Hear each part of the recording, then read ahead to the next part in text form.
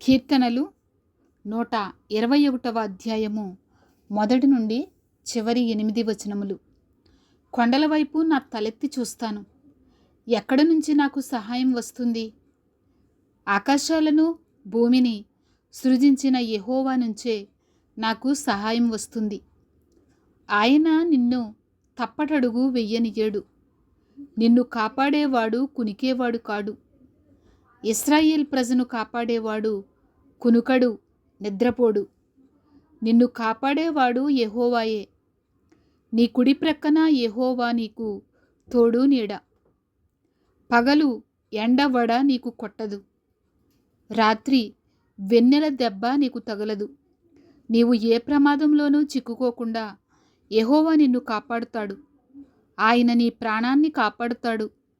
ఇప్పటి నుంచి ఎప్పటికీ నీ రాకపోకల్లో యెహోవా నిన్ను కాపాడుతాడు.